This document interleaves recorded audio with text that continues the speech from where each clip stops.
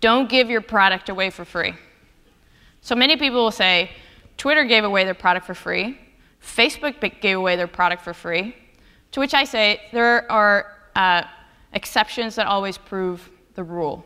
So if you can find $50 million, $400 million, $3 million of VC funds, please give away your product for free, as long as the venture capitalists are happy about it. But if you are not 0.5% of companies that get funding of any kind, if you're in the 99% of companies, then you're going to have to figure out some way to make revenue.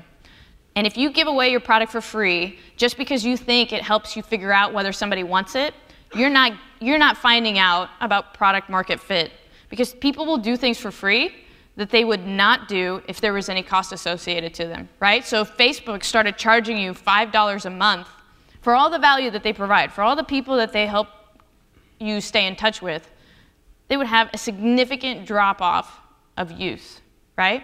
So there's going to be a big difference about what people are going to pay for and what they'll take for free. And if you believe me that until you find customers, you don't have a business model, then you want to get to that place as quickly as possible. You want to charge for something. As long as you can find out what people are willing to pay for and around how much they're willing to pay, that's the fastest amount of time then you can get to figuring out what your business model is. So this is very tempting. Like big clients are going to ask you to do things really cheap because you're going to get to use their name. Or you want to start a beta program just to get really good numbers going. And I promise you, if you just start selling something of value at the very beginning, you're going to find much quicker whether you're offering anything of value that people are willing to pay for. Number 2, don't perform tasks that are outside your core business. So what that means in a product company is a lot of your first customers are going to say, oh, you know what would be really cool is if your product did this. You know what would be really cool is if it did this other thing over here.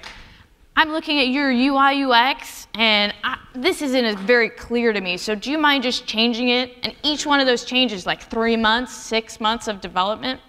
In a services company, people are going to say, I know you do staffing for lawyers, but I'm a law firm, and I'm looking for a CIO or a CFO. Can you help me find one of those? It pays a lot of money, right?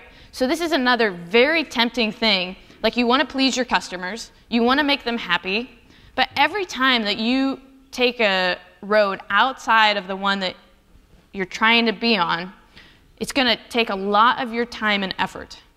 And you're not going to do a great job. Like, I don't know how to find CFOs. I don't know how to find CIOs. So I'm probably going to do a bad job at that, and my customer's going to be upset at me. If I start going down rabbit trails on my product development, the whole system is going to suffer, right? How do you know that the thing that the one customer is asking for is something that the majority of your clients might benefit from, right?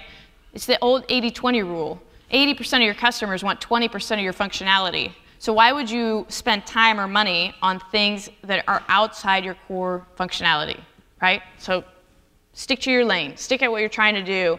And if you want to add additional features or you want to add additional service lines, then make a business objective, like business decision in your company. Hey, we're going to also start doing CFO staffing because we believe that it serves a business purpose for us.